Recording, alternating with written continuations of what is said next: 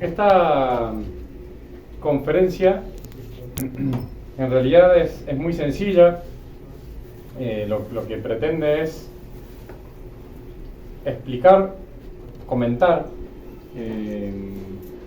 la última carta que mandó el superior general de nuestra congregación. Seguramente ustedes deben saber quién es el padre Don Davide Pagliarani, es un sacerdote italiano. Él es el superior de la congregación nuestra, la Fraternidad San Pío X. Vive en Suiza está la casa general. Fue director de nuestro seminario de América del Sur, de Argentina, durante, creo que si no me equivoco, 6 años, aproximadamente 6 años, hasta que fue elegido en el año 2018, fue elegido superior general, o sea, la máxima autoridad de la Fraternidad San Pío X. Y cada cierta cantidad de meses el superior general manda una carta que es pública. Ustedes la pueden encontrar después por internet, probablemente algunos de ustedes ya la han leído, a los amigos y benefactores. Los amigos, todos aquellos que, digamos, que de una u otra manera son parte de la congregación, porque participan de las misas, de las conferencias, de las actividades que realiza la Fraternidad San Pío X, y los bienhechores, no solamente materiales, gente que colabora, todos ustedes son bienhechores, siempre, cada uno según sus posibilidades, tratan de ayudar al sostenimiento de las obras del apostolado de la fraternidad. Hace falta comer, tener una capilla, tener cosas para celebrar la misa, y eso se realiza con la ayuda de ustedes. Entonces siempre esta carta se dirige a los amigos y a los bienhechores, que de una u otra manera ayudan, repito, no solo con la parte material, sino también con sus oraciones, con sus sacrificios, al sostenimiento de esta obra tan bendecida por Dios, ¿no? La obra de la fraternidad. Y en esta ocasión, esta carta del Padre la escribió el 23 de abril de 2023, o sea, hace un mes más o menos. Él la escribió pidiéndoles a los sacerdotes justamente que trataran de comentarla en los sermones, ir comentándola. Yo, como he hablado de otras cosas en los sermones acerca de la esperanza, porque es para prepararnos bien a Pentecostés, quise justamente hacerles un comentario simple, sencillo, de esto que ha escrito el Padre. Entonces, el título de esta conferencia es La pureza de corazón. El Padre habla sobre la pureza de corazón y tiene un subtítulo que es como el que resume todo lo que les voy a tratar de comentar.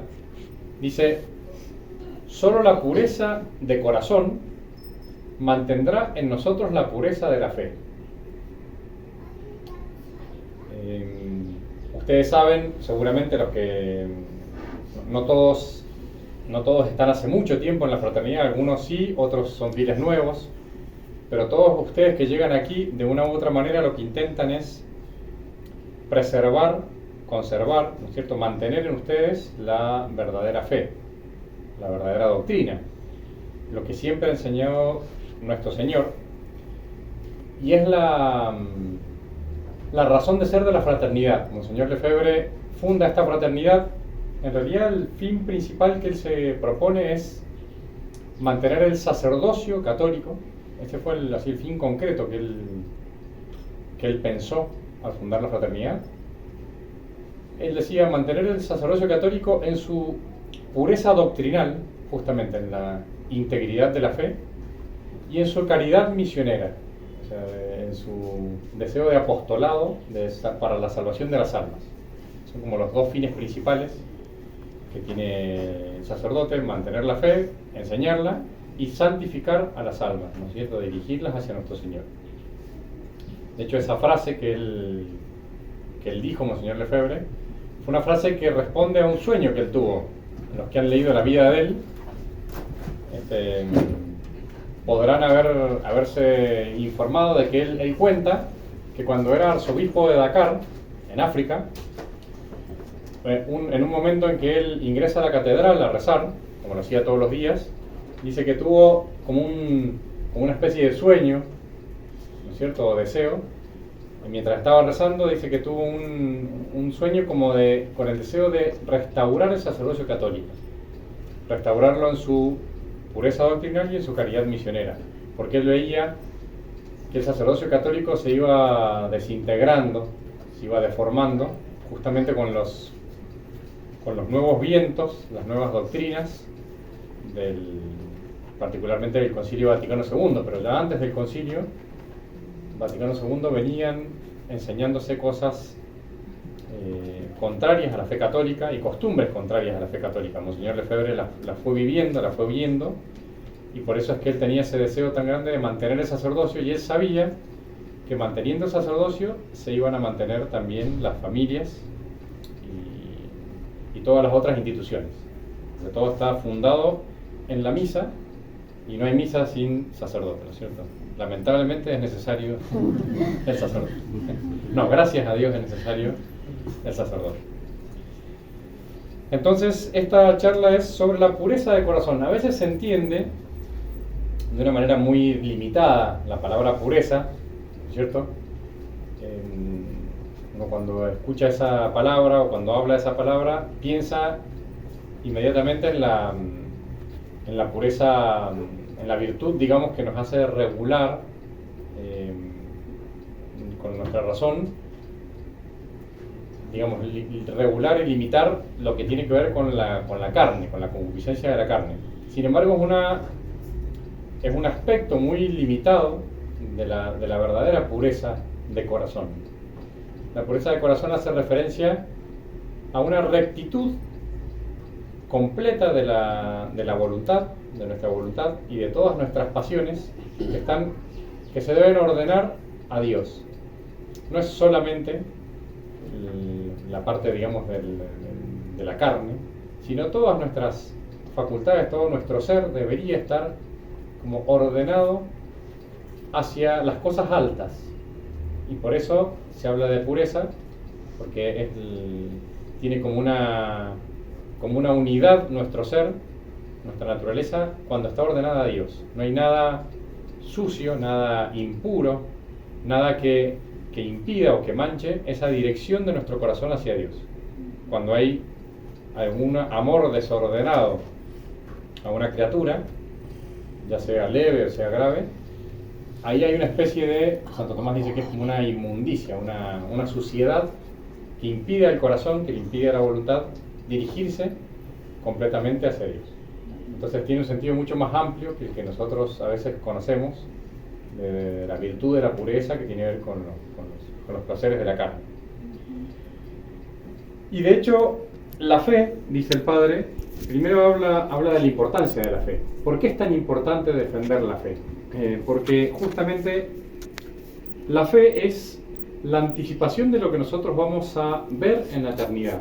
Nosotros aquí en la tierra ya conocemos a Dios como Él se conoce, del mismo modo que Él se conoce, pero la única gran diferencia es que por ahora lo conocemos sin ver efectivamente todo lo que implica ese conocimiento. Entonces, por eso se habla de fe. Creemos en cosas que Dios nos enseña, porque Él sabe lo que nos enseña, sabe lo que nos conviene. Y como no vemos todo todavía, sino que le creemos a alguien que sabe más que nosotros y que nos ha creado, entonces tenemos fe. Y la fe es como si fuera una linterna, ¿no es cierto? Si uno va en un lugar oscuro, si uno está en un cuarto oscuro, si no tiene luz, no sabe por dónde ir, se tropieza y hasta se puede caer en un pozo, ¿no es cierto? De hecho, nuestro Señor dice, cuando un ciego guía a otro ciego, dos personas que no ven, ambos caen en el pozo, ¿no es cierto? La fe ilumina, da esa gracia de poder entender, de poder ver por dónde uno tiene que transitar para llegar hasta el lugar donde Dios nos llama. Pero para eso, para poder mantener la fe, es importante también mantener todo lo que es consecuencia de la fe católica. A veces puede ser un defecto del tradicionalista, ¿no es cierto?, el que quiere defender la fe a capa y espada, hacer un énfasis muy grande en los principios de la fe, en el dogma católico, y criticar, ¿no es cierto?, todos los errores, criticar el modernismo, criticar la herejía, pero llevar una vida de costumbres que no necesariamente condicen, no necesariamente responden o son consecuencia de esa fe. A veces puede pasar que nosotros queramos defender mucho la fe, a veces es un error, un defecto propio a veces de las personas, de algunas personas tradicionalistas, como que hacen un gran énfasis en defender la fe, y puede estar ese error de creer que con solo eso yo ya soy un gran defensor de los derechos de Dios, ¿no es cierto? Y el gran defensor de los derechos de Dios es aquel que aplica la fe, el catecismo, las enseñanzas de la Iglesia a la vida concreta, y hace de esa fe, de esos principios, una dirección constante de su vida, que es lo que hacen propiamente los santos. Los santos son los que terminan iluminados por la fe, terminan respondiendo completamente en su actuar diario, en cada acción que realizan, a la fe enseñada por Dios. Y la fe es tan grande, tan distinta a la opinión que se puede tener. La fe católica no es una convicción fuerte de mi temperamento, por la cual yo adhiero firmemente a ciertas opiniones. No es una opinión más, es una adhesión de mi voluntad y de mi inteligencia a una verdad que es eterna, que es de Dios, que no es mía. La fe es un conocimiento que me da Dios, es una virtud sobrenatural que supera las fuerzas del hombre, ¿no es cierto?, que Dios nos infunde, por la cual creemos ser verdadero todo lo que Dios nos enseña. ¿Por qué? Porque no puede engañarse ni engañarnos. Esa es la verdadera fe. Y no depende de mi opinión, ni depende de mis sentimientos, ¿no es cierto? Ustedes han escuchado seguramente en este mundo en el que vivimos a veces personas que uno conoce que lamentablemente no están cerca de la fe, y dicen: yo quisiera sentir lo que tú sientes, o quisiera tener la fe que tú tienes para poder creer, como si fuera algo que dependiera de los sentimientos del hombre. No, es algo que justamente que Dios nos enseña y que nosotros aceptamos. Esa es la verdadera fe. Pero hay una consecuencia, o sea, en primer lugar hay un peligro de la fe, es el que les acabo de decir. De adherir, nosotros podemos adherir a todo lo que enseña la tradición, a todo lo que enseña la Iglesia, y rechazar los errores, que es lo que ustedes todos quieren hacer, lo que todos queremos hacer, pero puede ser una adhesión puramente formal, una adhesión intelectual simplemente, sin que produzca los frutos que debe producir esa fe en nuestra alma, que son frutos de santidad, de virtud. O sea, si nosotros conocemos la fe es para poder justamente caminar hacia ese lugar que conocemos por esa luz, ¿no?, que es la fe. Si nosotros vemos las cosas pero no caminamos, y bueno, nos quedamos a mitad de camino, ¿no? Ese es el problema de una fe puramente formal, ¿cierto? ¿Cuál es la consecuencia? Y eso lo enseña Santo Tomás en la Suma Teológica. Él dice que hay dos consecuencias de la virtud de la fe. La primera es el temor de Dios. Él dice: por tener fe y por aceptar las cosas que Dios nos enseña, sabemos que Dios es el que tiene que dominar toda nuestra vida, entonces le tememos a Dios, ya sea por los castigos que nos puede infligir si nos alejamos de Él, que es el temor, se llama temor servil, un temor simplemente por un castigo, que es un temor imperfecto, o el temor filial, que es ese temor de apartarse de Dios, que es nuestro Padre, el temor como hijos, ¿no? Un hijo que no se quiere apartar de la mano de su Padre. Ese es el temor más perfecto. El don de temor, uno de los dones que da el Espíritu Santo. Y la segunda consecuencia de la fe católica, del espíritu de fe, es, dice Santo Tomás, la pureza del corazón. Lo que hace la fe, cuando ilumina nuestra inteligencia, es purificar en nuestra voluntad, en nuestra intención, en todo nuestro querer, purificar esa intención. Y entonces quitarle todas aquellas afecciones, aquellas inclinaciones, aquellos deseos que en cierta manera ensucian nuestra fe. Y él da una comparación muy sencilla. Santo Tomás es un teólogo, hay partes de la Suma Teológica que son difíciles porque suponen mucho conocimiento de filosofía, pero también en muchas partes de la Suma Teológica suele dar comparaciones muy sencillas de las cosas naturales. Entonces él dice, por ejemplo, un metal como la plata se vuelve impura, la plata se puede volver impura si entra en aleación, o sea, si se junta con otro menos noble. Por ejemplo, si yo mezclo la plata con el estaño, ¿no es cierto?, que es un metal menos noble, la plata se hace un poco impura porque pierde justamente la perfección que tiene juntándose con algo que es menos digno que la plata. Pero, por ejemplo, si mezcláramos la plata con el oro, ¿quién se quejaría de recibir algo, por ejemplo, una medalla o una cadena que esté mezclada con oro? Yo esto no lo quiero porque está mezclado con oro. En general uno la aceptaría, ¿no es cierto? Y bueno, la acepto mejor porque tiene oro, más perfecto que la plata. Ahora, si está mezclada con algo más impuro, menos digno, ahí sí uno se quejaría, ¿no?, de recibir algo que no es puro, que no es plata pura. Lo mismo pasa con el alma. Nuestra alma ha sido creada para las cosas altas, para los bienes espirituales, para conocer, amar a Dios y seguirlo en todos los consejos que Él ha dado en el Evangelio. ¿Y qué pasa con un alma que cuando una persona peca? Lamentablemente la Sagrada Escritura dice que el justo, hasta el justo, peca 7 veces al día, ¿no es cierto? Bueno, es la realidad del ser humano en esta tierra. Pero cuando el hombre peca, lo hace voluntariamente, por eso es un pecado, conscientemente. Y el pecado justamente lo que hace es que el hombre se incline hacia cosas que son menores que él. Por ejemplo, un celular, ¿no es cierto? Quiero el último modelo del iPhone 15, no sé si salió el 15. Bueno, quiero ese celular y estoy dispuesto a vender todo para conseguir ese teléfono porque me siento más importante si tengo un iPhone, ¿no es cierto? Si el hombre se apega a ese bien como si fuera lo más importante para su corazón y no le importa perder a Dios ni perder otras cosas más grandes, el hombre se hace impuro.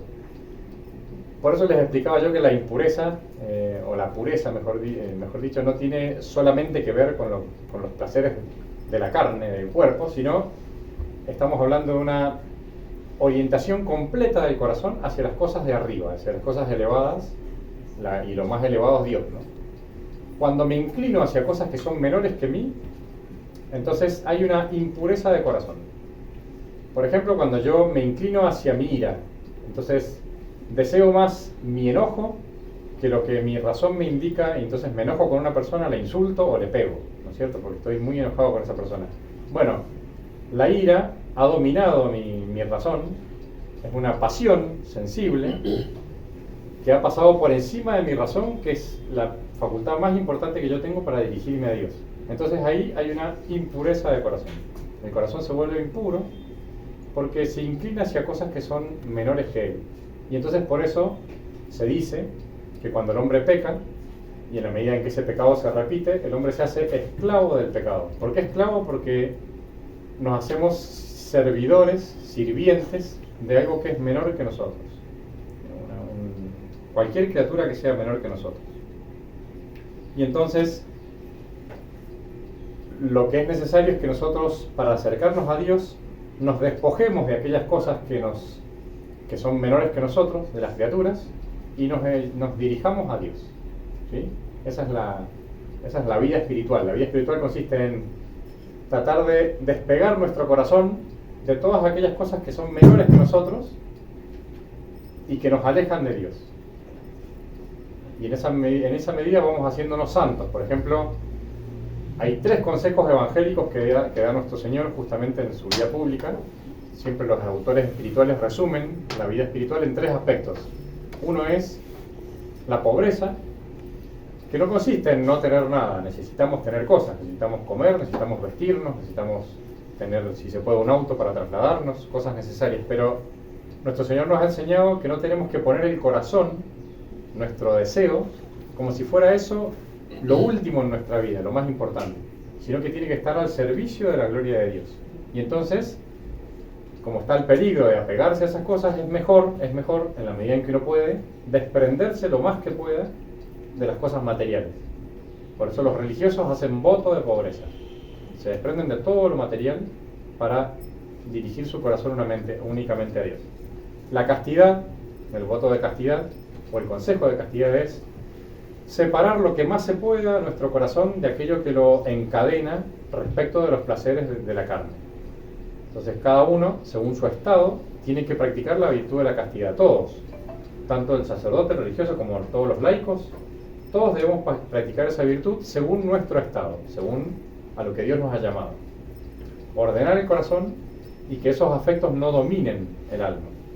Y la obediencia, porque el hombre tiene como un gran deseo de libertad, a veces por encima de Dios, querer ser libre, querer decir qué es lo que decide, y uno tiene que estar dispuesto a renunciar a la propia voluntad para someterla a lo que Dios manda. Esos son como los tres consejos de la vida espiritual, y justamente consiste en desapegarse de aquellas cosas que nos hacen más esclavos, que nos hacen más animales, que nos corrompen en nuestra nobleza según como Dios nos ha creado. Entonces, justamente lo que produce la fe, lo que hace la fe es purificar el corazón. Le va dando esa virtud de ordenarse completamente a todas las cosas espirituales.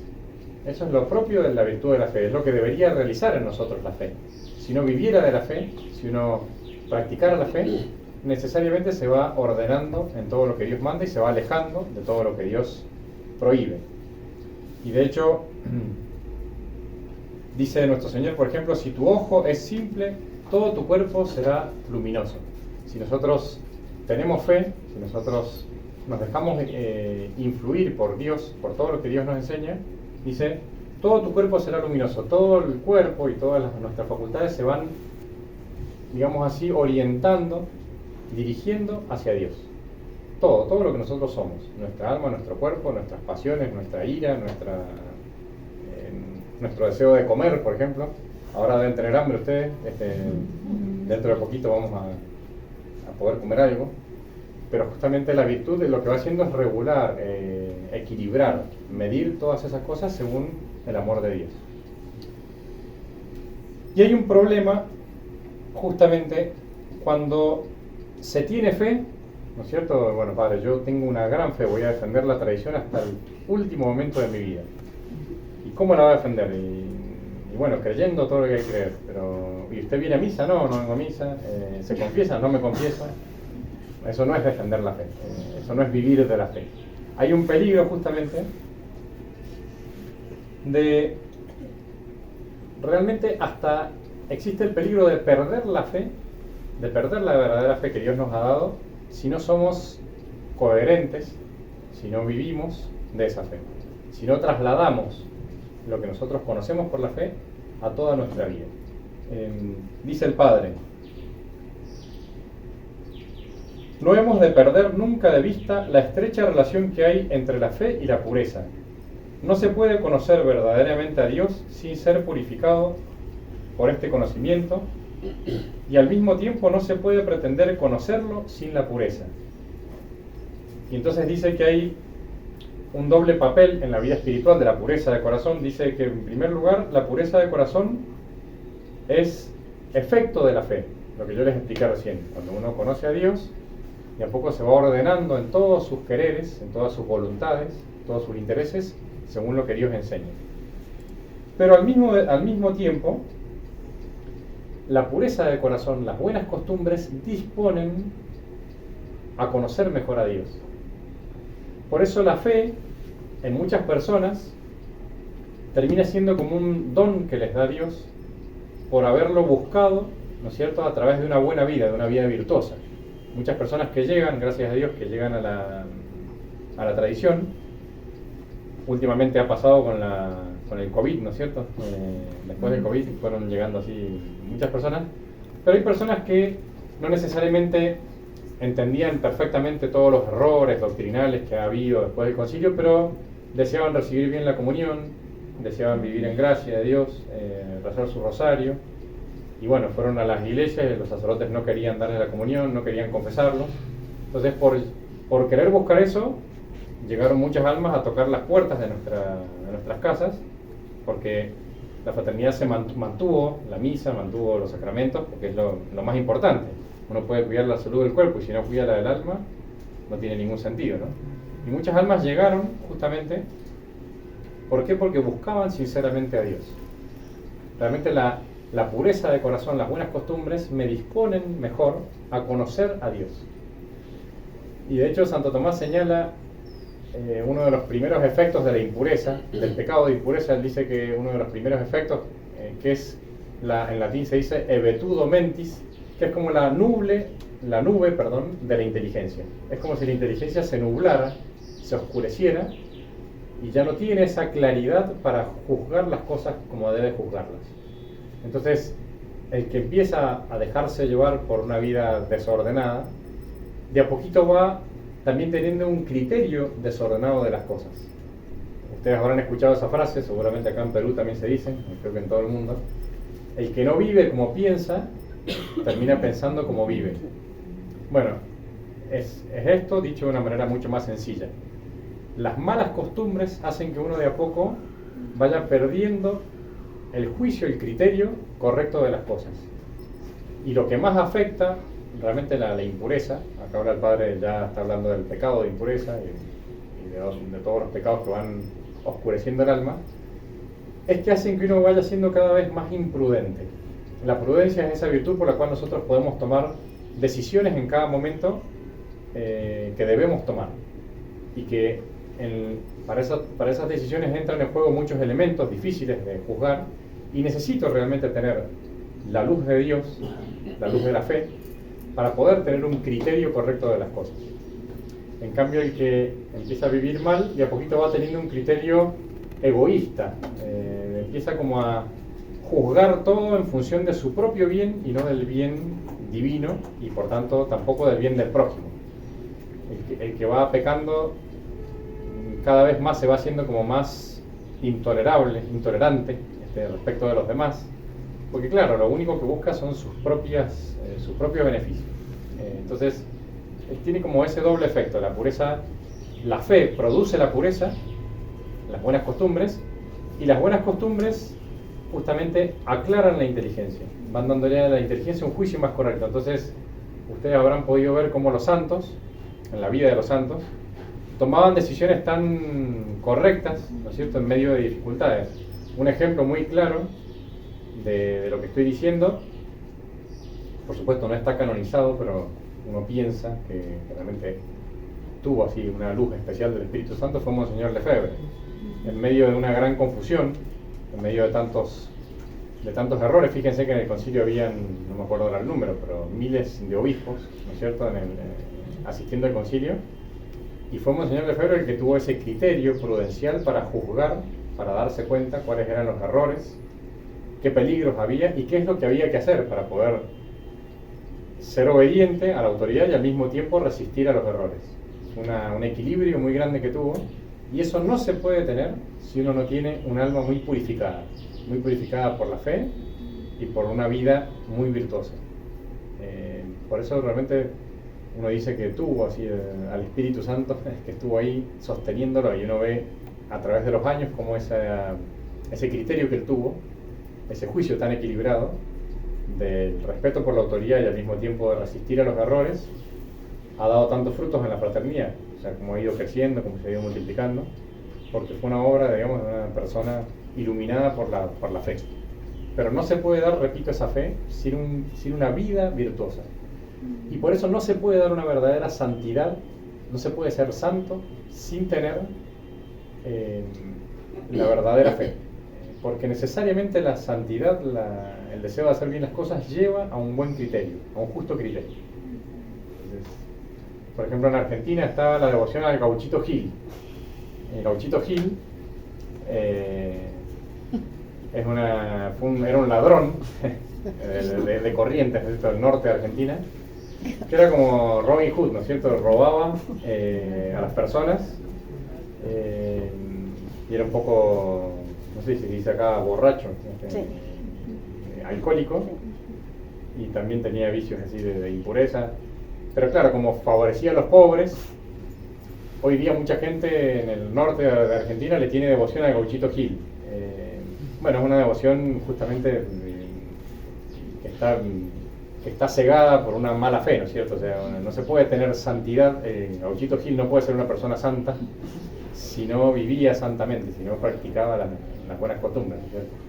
El santo es una persona que es virtuoso con los demás y que tiene buen criterio, que juzga las cosas como Dios las enseña, porque no se puede ser santo sino con la verdad, con la verdad que Dios enseña.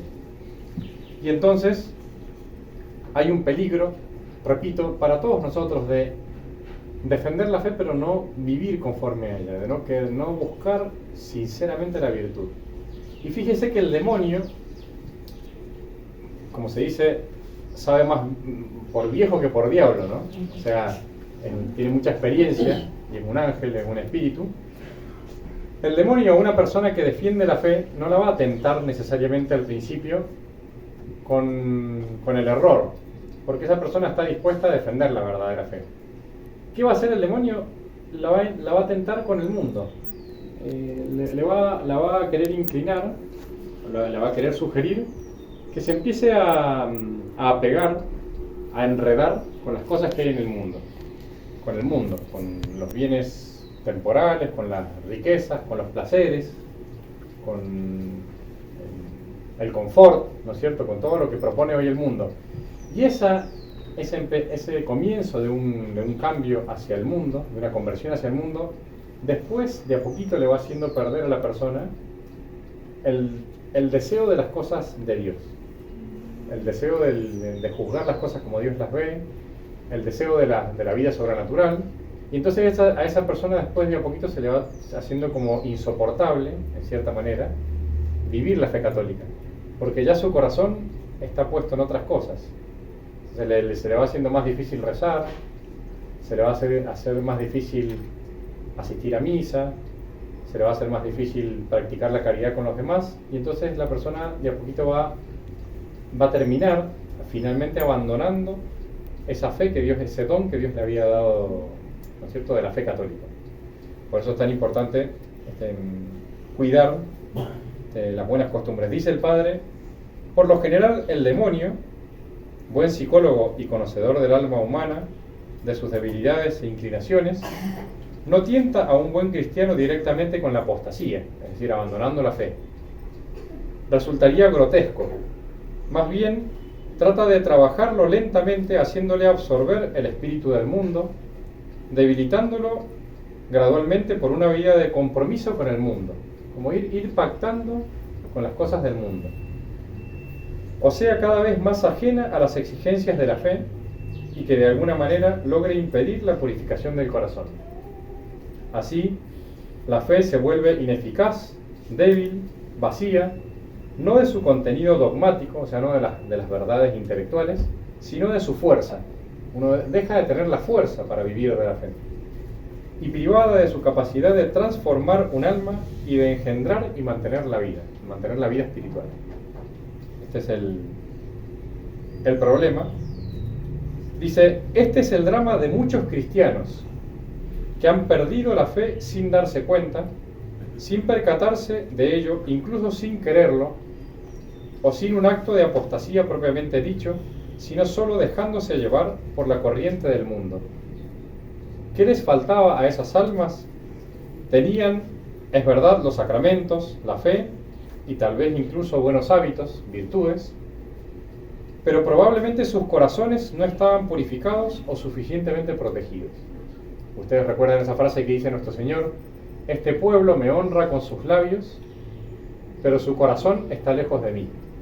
Los fariseos, de hecho, cuando viene nuestro Señor a predicar el Evangelio, creían en las verdades que enseñaba el Antiguo Testamento, que había sido revelado por el Espíritu Santo, pero el corazón de ellos estaba ya alejado de lo que venía a enseñar nuestro Señor. Nuestro Señor venía a enseñar la humildad, venía a enseñar el sacrificio, la pobreza, y ellos tenían una idea totalmente materialista de lo que debía ser el Mesías, y por eso no lo aceptaron cuando Él empezó a enseñar lo que enseñó.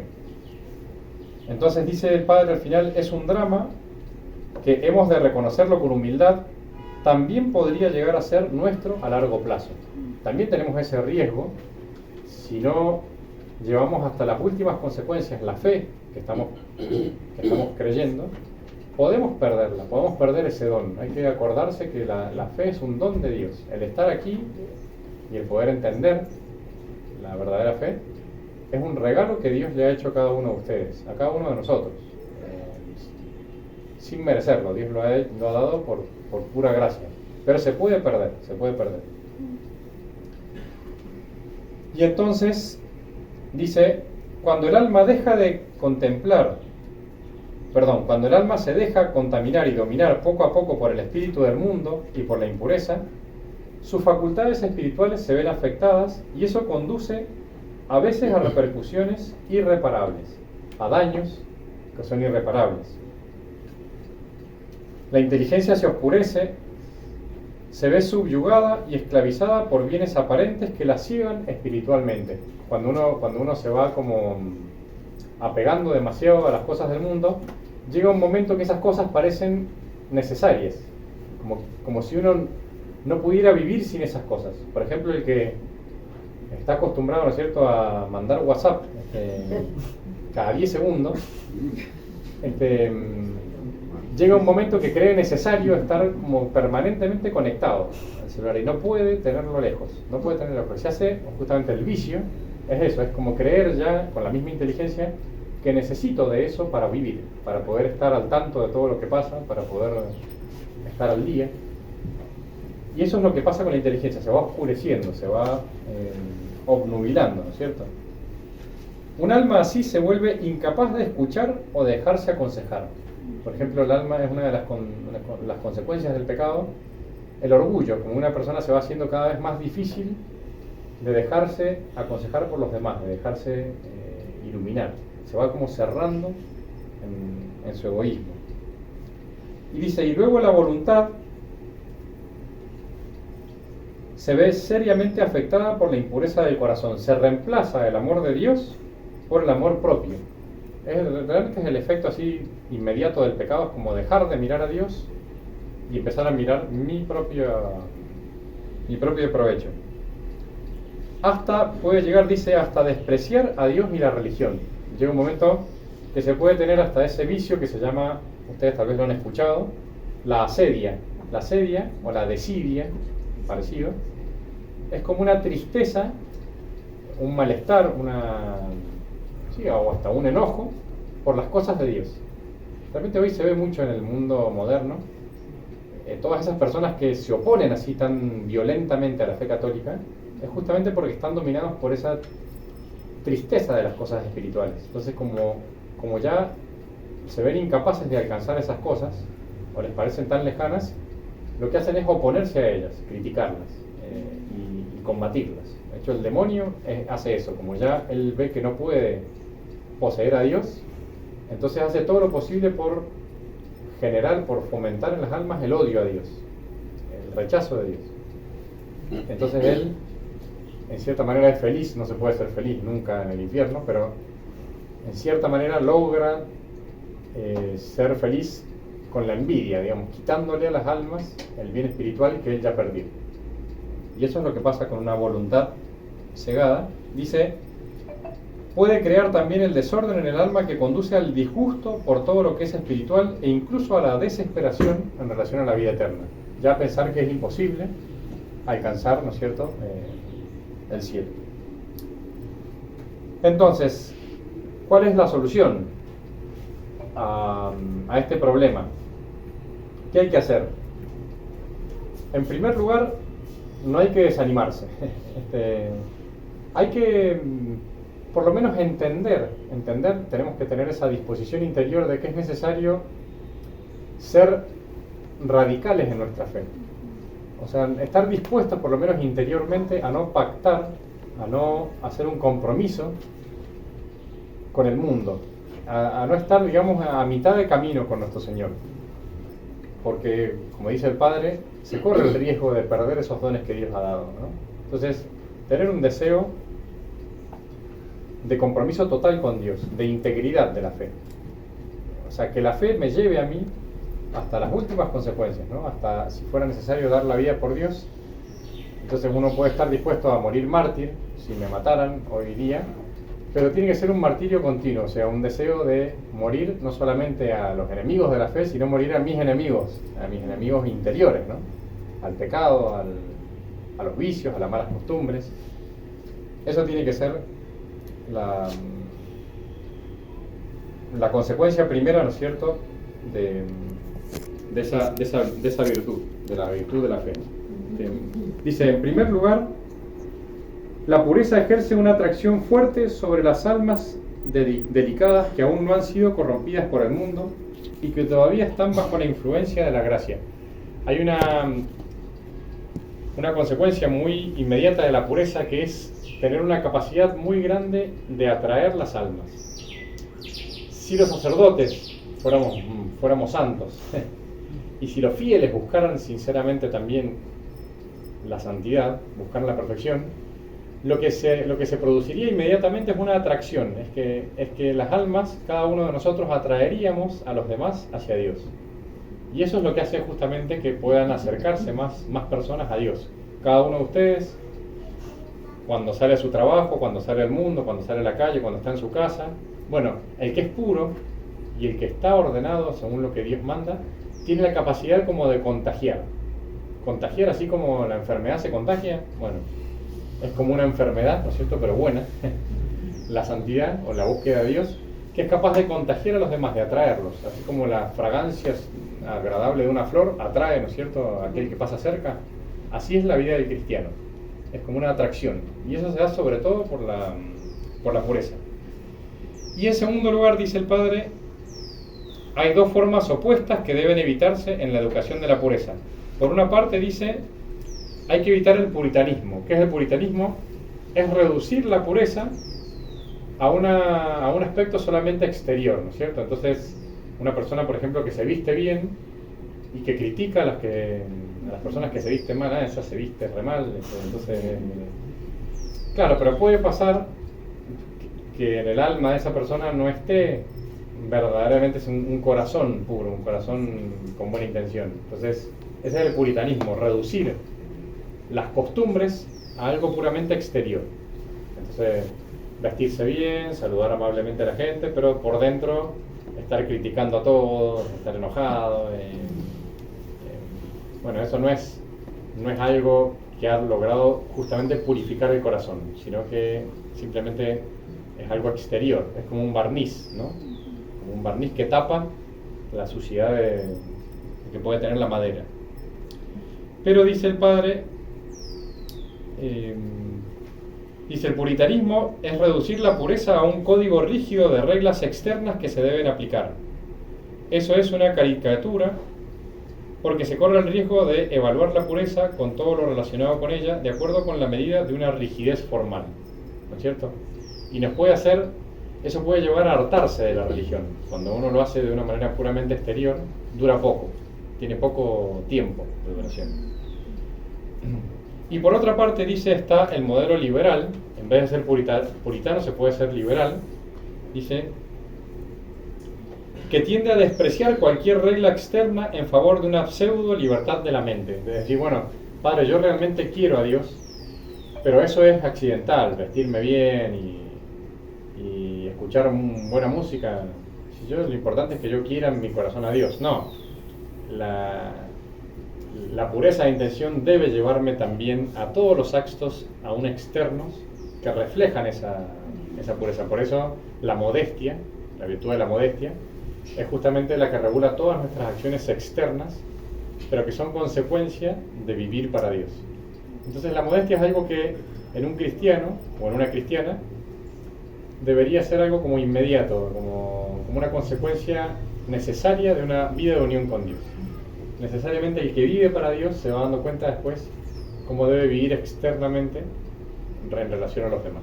Entonces, evitar el liberalismo, ¿cierto? Dice, en el primer caso, dice, en el caso del puritanismo, habrá una tendencia a ver el mal en todas partes. A veces puede pasar, es muy común, una amargura, ¿no? Gente que se vuelve amarga, entonces ve todo mal, ¿no es cierto? En personas que tienen algunos defectos, entonces las encasilla, ¿no es cierto? Esta es de tal característica y tiene tales costumbres malas. El puritano lo que hace es eso, empezar a ver todo como malo, porque tiene una mala concepción del corazón, de la virtud verdadera. Entonces, habrá una tendencia a ver el mal en todas partes, salvo allí donde se encuentra en primer lugar. O sea, en vez de ver donde debe ver lo que es en el corazón, lo empieza a ver en todos los demás que están fuera de uno, ¿no? Es como el fariseo. Los fariseos, ¿no es cierto?, a los que nuestro Señor criticaba, les decía sepulcros blanqueados, ¿no? O sea, porque miraban la paja en el ojo ajeno, ¿no es cierto?, y no miraban la viga en el propio. Es lo que le pasa al que es puritano, ¿no? Y en el segundo caso dice, habrá una tendencia, en el caso así del liberal, una tendencia a no ver el mal en ninguna parte, ¿no es cierto? Decir, bueno, no hay tanto problema, no está tan mal, no importa ser modernista o tradicionalista, lo que importa es comulgar, es recibir a Dios, tocar la guitarra en la misa es algo accidental. Es como el liberal, ¿no es cierto? Como el que permite todo. Bueno, si esta persona está juntada con otra, mientras sea buena persona y tenga buen corazón y no diga cosas así muy malas, no hay problema juntarse con ella. Como el liberal es el que no pone ningún límite, ¿no? Y entonces el padre va a terminar diciendo, la verdadera purificación del corazón es algo muy distinto, consiste en la búsqueda de la pureza como virtud que fluye directamente de la fe, que transforma el alma en profundidad, que la atrae hacia arriba. Miren lo que dijimos de los metales, ¿no? De la plata que se junta con el oro, se hace más pura porque se junta con algo más elevado. Bueno, la pureza eleva el alma y la saca de lo terrenal, la lleva a las cosas de arriba.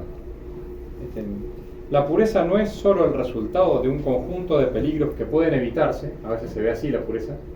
Bueno, la pureza es lo que me prohíbe hacer cosas malas. No, sino que es la condición para conocer a nuestro Señor como lo conocieron los apóstoles, quedando subyugados por su persona e inflamados con el deseo de consagrarle todo. Lo que debe realizar la pureza es ese deseo, en última instancia, de querer aferrarse completamente a Dios, de querer consagrarse en todo a Dios, de querer seguirlo. El santo no es aquel que simplemente se aparta del pecado, es aquel que se aferró tanto a Dios, que sigue tanto a Dios, que ya es casi imposible que peque, porque lo único que quiere es agradar a Dios. Por eso San Agustín decía, ama y haz lo que quieras, ¿no es cierto? Cuando uno ama a Dios, necesariamente va a querer hacer lo que Dios quiere, y por eso no se quiere pecar, pero voluntariamente no se quiere pecar. Hemos visto su gloria como la del unigénito del Padre, lleno de gracia y de verdad. Eso dice San Juan, hemos visto su gloria lleno de gracia y de verdad. De gracia es de santidad. Por eso San Juan quedó tan atrapado por la santidad de su maestro, ¿no? De nuestro Señor. La pureza es la condición necesaria para leer el Evangelio, no como los diálogos de Platón o como las fábulas de Esopo, unos libros ciertos clásicos, sino como el libro aún capaz de convertir, de cambiar un alma y de cambiar el mundo. Realmente lo que debe hacer la fe católica, la fe nuestra, debe ser capaz de cambiar el mundo, de transformar los corazones, de transformar las otras personas que tenemos alrededor, y ese debería ser el efecto de nuestra vida como cristianos. Y el termómetro que nosotros tenemos que ver si realmente está teniendo nuestro corazón esa pureza necesaria para poder transformar las otras personas. Y realmente, así como ya como consejo más concreto, más práctico, defiendan la fe verdadera, pero vívanla en el día a día. Si ustedes la viven día a día, no va a ser tan necesario dar tantos argumentos tantas razones para que la gente se acerque a la verdad. La verdad va a ser evidente. Y nos decía Monseñor Felé, lo repetía en muchos sermones cuando él era el superior general antes, él decía, tal vez lo que nos está pidiendo hoy día Nuestro Señor a nosotros, que hemos tenido la virtud de mantener la fe hasta el día de hoy, no es tanto eso, que ya lo tenemos, sino lo que tal vez está faltando para que esa llama, ¿no es cierto?, de la verdadera fe se transmita a muchos hombres. Lo que está faltando en nuestro ambiente es que esa verdad sea evidente, sea como manifiesta a los demás por nuestras buenas obras. Entonces eso es lo que tenemos que, en última instancia, buscar. Pedirle a nuestro Señor que la pureza de la fe nos lleve a la pureza del corazón, a ese deseo completo de dar íntegramente toda nuestra vida por nuestro Señor. Y dice, cuando la meta es clara y se conoce a la luz de la fe, cuando también quedan claros los medios apropiados para alcanzarla, cuando el alma comprende que su perfección y su gozo dependen de ella, y cuando se libera de todos los obstáculos, entonces es capaz de cualquier cosa para alcanzarla. Es capaz de dejar todo para alcanzar esa verdadera fe. Ahí dejamos. Tengan mucho ánimo. No sé si... Y sobre todo bien explicado, y le agradezco por esa ponencia tan fácil de poderla digerir, de entender. Pero a mí con este problema yo todavía he sido cristiana católica, pero creo que no llegué a comprender bien lo que significa ser cristiano católico. Yo creo que en cierta forma es porque no nos dieron un catecismo real. Mire, yo a partir de este engaño que hubo en esta época, a partir de 2019-2020, que fue un engaño en que cerraron las iglesias, sí, que nunca se había visto eso antes, sí, nunca, en las peores epidemias del mundo del siglo XVIII, XVII, nunca cerraron las iglesias. Entonces yo pertenezco a la iglesia de Miraflores Los Vicentinos. Yo converso con los padres, hasta y siento que es pecado también, según lo que he escuchado hoy día, molestarme con los sacerdotes, porque yo les pedía que abran la iglesia, o que si no abrían las iglesias, que hagan la misa afuera, en el parque. ¿Qué impedir? No, pero son los mandatos. Yo creo que ha habido una falsa obediencia. Sí, pasa que justamente cuando uno no defiende y no vive de la fe como debe vivirse, empieza a tener criterios, lo que hablábamos de la falta de cuando se va pecando o se va el hombre alejando de Dios, va teniendo criterios ya no según la fe católica, según lo que enseña Dios, sino según los criterios del mundo. Entonces, ¿cuál era el primer criterio para ayudar a la gente en la pandemia? Su salud corporal. Ese era el primer criterio, hay que cuidar la vida. Como si la vida nuestra fuera un fin en sí mismo. Nadie dice lo contrario, digamos, de que haya que despreciar la vida, ¿no? La vida hay que cuidarla, entonces hay que ir al médico cuando uno está enfermo, pero el principal médico es Dios. O sea, la principal solución a un problema aún de salud necesariamente viene de Dios, porque Dios permite a una enfermedad, pero la permite por un bien mayor. Entonces lo que hace el sacerdote cuando un enfermo se está muriendo es ir a visitarlo para salvarlo, para que se vaya al cielo. Pero el criterio ya era, el criterio bajo el cual se juzgó a las almas, era su salud corporal, como si fuera un fin en sí mismo. Dieron prioridad a lo material, por eso, a la salud del cuerpo, pero entonces la gran mayoría, no digo la fraternidad que tengo la oportunidad de conocer ahora último, porque yo buscaba iglesias por todo lado y no se podía, en ninguna querían dar la comunión como debe ser. Entonces para mí fue una situación muy difícil de encontrar un verdadero, y a pesar de que yo conocía a los sacerdotes, me negaban la comunión, así terrible. Entonces tenía que viajar 2, 3, 4 horas aquí a Ica para poder hacer la comunión como debe ser, porque desde el momento en que uno se da cuenta que lo que ha hecho hasta donde había estado viviendo de recibir en la boca, en la mano, estaba mal hecho, o al menos para mí. Sí. Porque para algunos sacerdotes, hace poco conversé con otro sacerdote, porque siempre converso, y me decía que no, que ese es el relativismo terrible que hay en el mundo. Entonces, la religión al hombre, pero si los mismos sacerdotes, no es el caso de ustedes, pero discúlpeme, si los mismos sacerdotes han apostatado prácticamente. Sí, pero lo dice el padre ahí, o sea, de hecho siempre se dice que por ejemplo en el Concilio Vaticano II, los sacerdotes celebraban todos la misa tradicional, pero ya venía desde antes, ¿no es cierto?, un compromiso con el mundo. Entonces, ese compromiso con el mundo fue el que los hizo como dejar de defender la fe como debía defenderse y empezar como a teñirla, a mezclarla con principios mundanos, ¿no? Entonces la dignidad humana, la libertad religiosa, el ecumenismo falso, que todas las religiones son verdaderas. Todo eso viene por un deseo de acomodarse al gusto del hombre y a su subjetivismo, ¿no? Entonces, sí, de hecho es interesante eso porque, por ejemplo, el COVID fue como una gracia para nosotros, porque lo que nos contaba Monseñor de Galarreta, por ejemplo, que en Francia se vio mucho.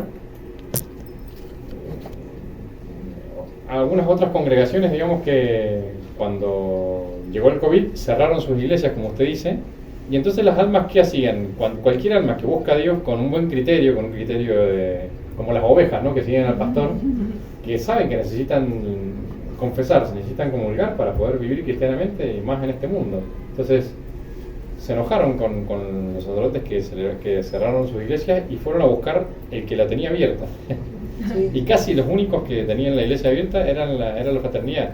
Entonces la gente no llegó tanto por nuestros méritos, digamos así, personales, sino por nuestro Señor, digamos que las almas buscaban el alimento que nos lleva el camino, porque que nos lleva al cielo. Yo he buscado por dónde están las misas tridentinas, dónde sea, claro. Acá no se hace porque sí. Tengo entendido que no hay un priorato. ¿Y qué es lo que se necesita para que Perú tenga un priorato? Porque imagínese, se necesita mucha constancia y deseos. Pero, o sea, no solamente el deseo, sino qué tipo de trámite, no lo sé. No, creo que las condiciones están dadas para que en algún momento sea priorato. Hace falta ser bien generosos, digamos, tratar de asistir a las misas cuando vienen los sacerdotes, ayudar a, no sé, a que todo esté en orden. También ayudar a que el sacerdote llegue, ¿no? Porque no viene con un paraguas, sino que viene en avión. Ayudarlo, digamos, a que llegue al lugar y dar todas las condiciones también materiales para que pueda establecerse el priorato, y ya no depende necesariamente de los fieles mismos, sino también de la congregación que pueda expandirse. Nosotros, por ejemplo, tenemos como condición para fundar un priorato que haya un mínimo de 3 sacerdotes. No fundamos casas solos, porque uno de los pilares de la Fraternidad San Pío X es la vida de comunidad, porque eso hace que uno pueda mantenerse bien en el sacerdocio, en la virtud. Entonces, tener 3 sacerdotes que puedan salir de prioratos y venir a fundar una casa nueva no es fácil, porque es quitar de otros lugares donde también hay muchos fieles. Entonces la fraternidad, en la medida en que van creciendo las vocaciones, que van apareciendo más sacerdotes, se va expandiendo. Entonces uno de los lugares que así que está como en los primeros puestos, creo que se los dijo el padre Cortés, es Lima. Ojalá. Porque tiene muchos fieles. También está Asunción, Paraguay, que tiene también, no sé exactamente el número, como 150 fieles. Son lugares en los que ya está muy bien establecida la fraternidad, pero faltan algunos elementos que no dependen ni de ustedes ni de nosotros, o sea, dependen de que Dios suscite más vocaciones y de algunas cuestiones materiales para poder así fundar un lugar, ¿no? Un priorato. Mientras rezar y merecer esa gracia, ¿no? Sí. Yo primera vez que asisto a una misa en latín, como debe ser, pero yo hago mi rosario en latín, como siempre. Entonces, y yo le pedí a los sacerdotes y me decían, no, que la gente, o sea, siempre ponían un pero, y veo que nos han negado totalmente lo que la Iglesia Católica tenía para ofrecer a los fieles. Nos han negado, inclusive a ustedes mismos como sacerdotes, sí. Porque creo que a los sacerdotes ahora ya no les enseñan el latín, ¿no? Entonces yo estoy por... Bueno, de hecho, cuando nuestro Señor dice en el Evangelio, yo soy el buen pastor y doy la vida por mis ovejas, y dice él, las ovejas reconocen al pastor por su voz. Realmente lo que pasó ahora, digamos, en el COVID es que, bueno, muchos de ustedes, o algunos de ustedes, justamente buscando a nuestro Señor, yo he buscado, cuenta, no sabe cómo, se dan cuenta si el pastor, terrible. Si el pastor realmente quiere dar la vida por las ovejas o no, si está dispuesto, digamos, a dar la vida, o es un mercenario, digamos, que lo único que busca es su propio bien. Eso los fieles lo reconocen. Entonces, ¿pero por qué, padre? No se puede engañar fácilmente a los fieles. Discúlpeme, pero... Sí. Padre, pero hay muchas personas que a veces yo he conversado y todos están buscando a veces que haya que hubiera un aviso, algo especial en la tierra. Yo pienso, al menos yo creo, no sé si usted lo comparte, que el aviso que hubo en el mundo, porque Dios también se sirve de las cosas sencillas y cosas ordinarias para hacerlas extraordinarias, sea conspirativo o no, sea provocado o no, que fue el COVID, quiso Dios poner en evidencia dónde estaba la verdad, dónde está la verdad de la Santa Misa auténtica. Claro. Porque demostraron, incluso los verdaderos sacerdotes, y la gente misma, los que como usted dice, tienen esa pureza de corazón, han tenido esa confianza y que sobre todo tienen la verdadera fe, porque pueden estar en un sitio, en otro sitio, pero realmente confían en Dios, realmente han buscado a Dios, encontraron la Sagrada Tradición. Sí, realmente. Pero eso, justamente lo que dice el Padre acá en esta carta, eso es un regalo que da Dios a aquellos que lo buscan, digamos, que buscan vivir como Dios manda. Y es algo que, bueno, que podemos perder en la medida en que no sigamos viviendo como conocemos que tenemos que vivir. Una consulta. ¿Alguna otra pregunta? En relación a la fe, exactamente, en relación a la voluntad y en relación también a ese don que nos da Dios, ¿cómo empieza?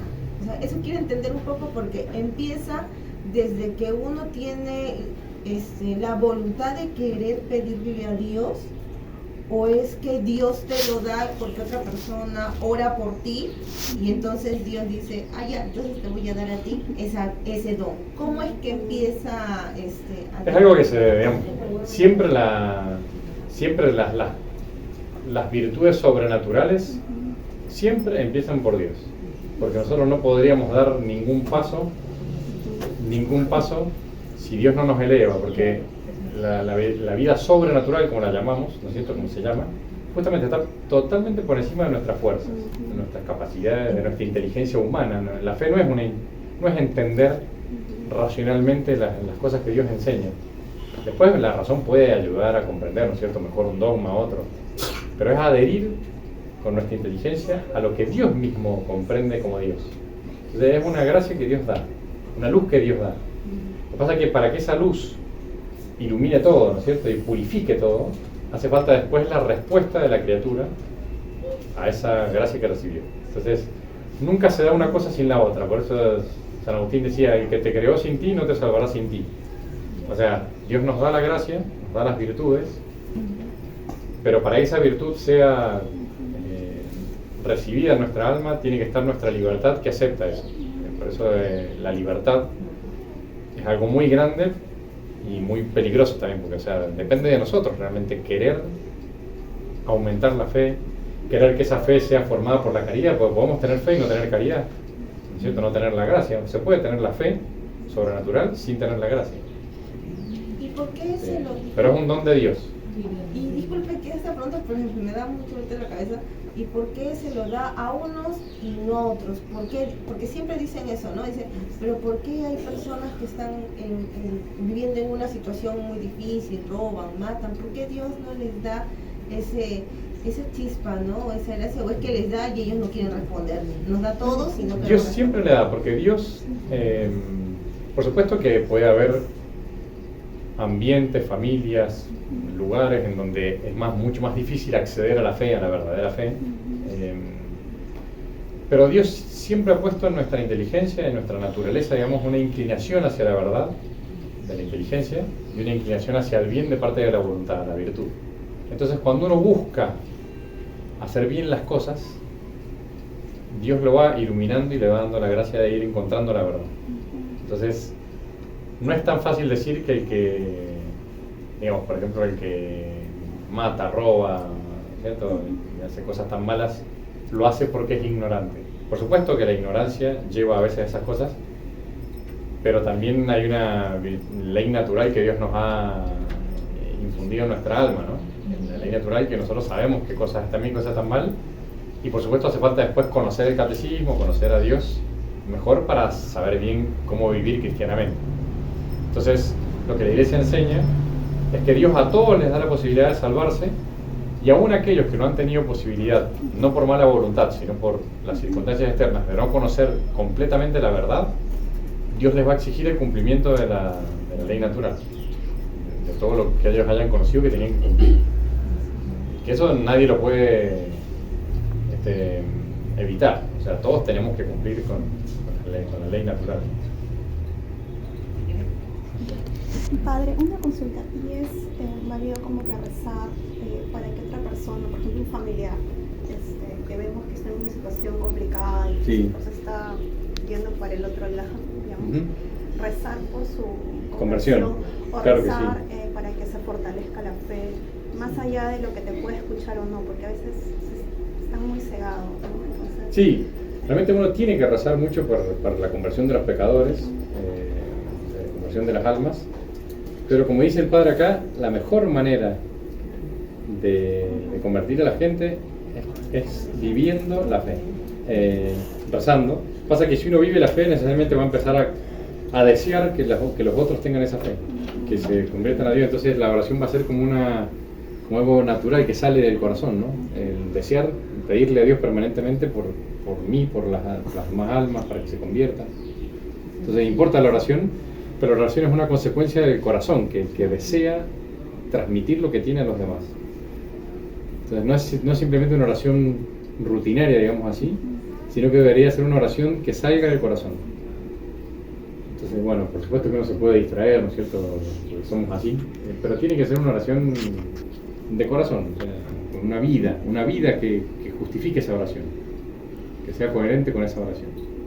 Por eso nuestro Señor dice pedir en mi nombre. Pedir en el nombre de nuestro Señor es pedir algo viviendo. Es como si uno en la casa insultara al papá, le pegara, y después dice, papá, ¿me das dinero para ir a...? El papá probablemente no le dé nada porque el hijo no responde a lo que él...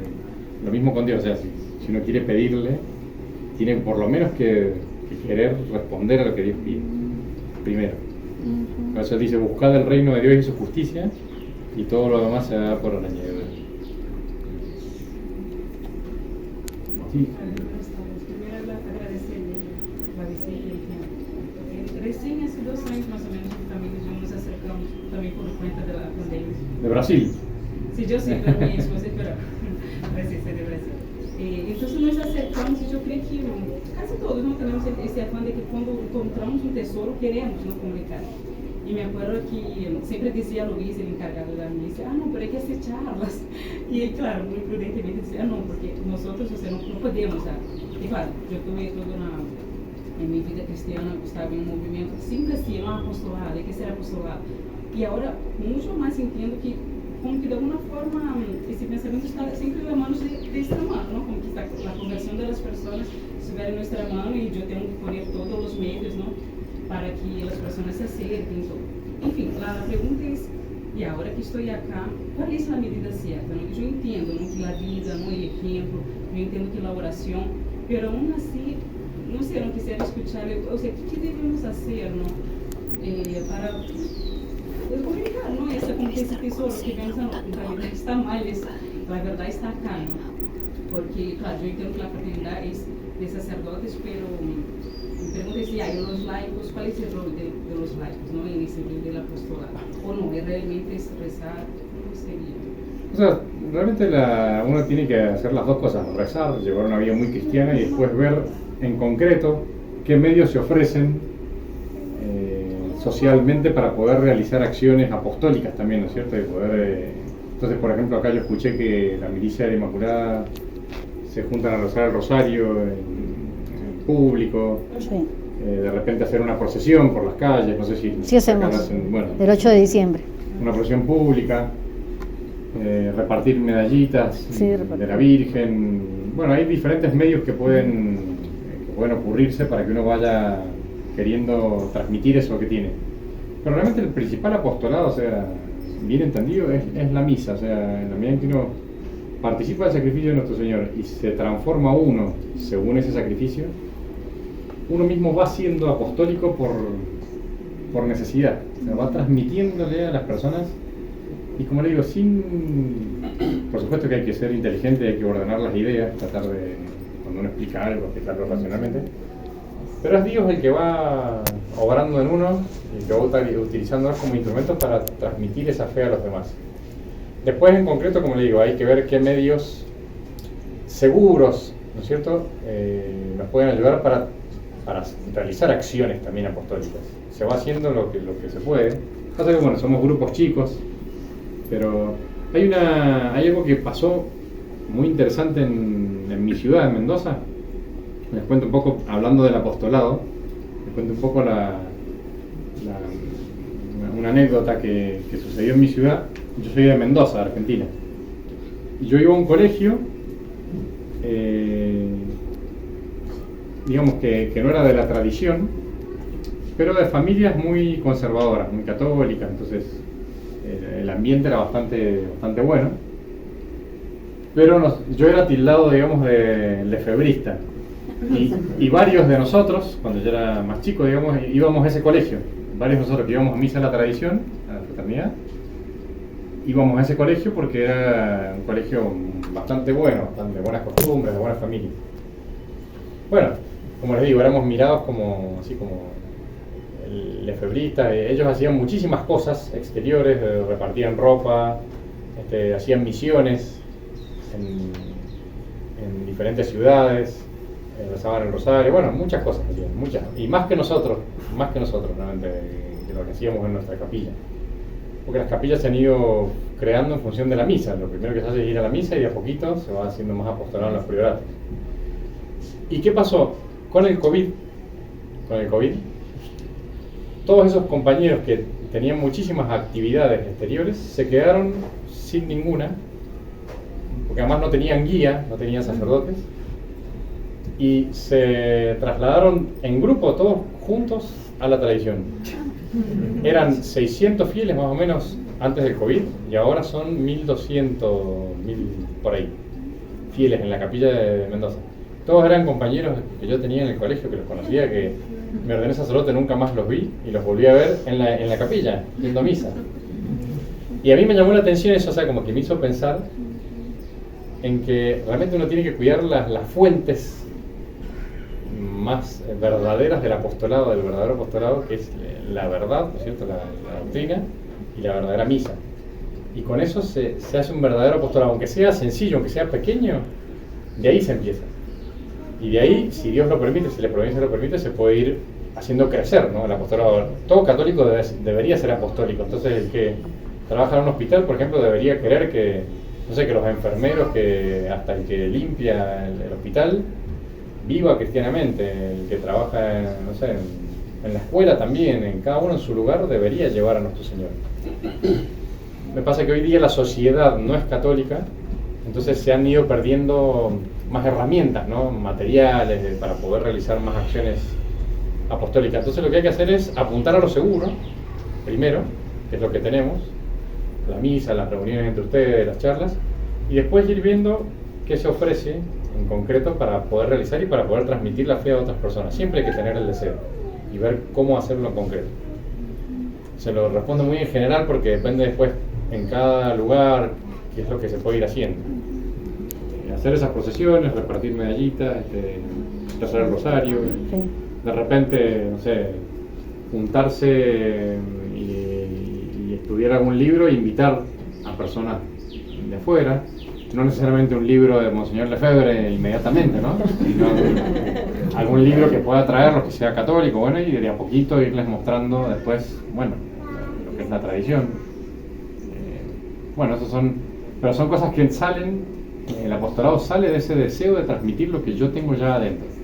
Entonces por eso es tan importante esta carta, porque apunta como a la médula, ¿no? A lo esencial.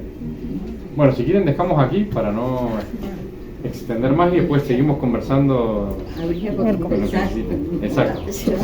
Hacemos una oración para terminar. En el nombre del Padre, del Hijo y del Espíritu Santo. Amén. Gloria al Padre, al Hijo y al Espíritu Santo. Como era en el principio, ahora y siempre, y por los siglos de los siglos. Amén. Sagrado Corazón de Jesús. En vos confío. Inmaculado Corazón de María. Sed la salvación del alma mía. San Martín de Porres. Ruega por nosotros. Santa Rosa de Lima. Ruega por nosotros. En el nombre del Padre, del Hijo y del Espíritu Santo. Amén.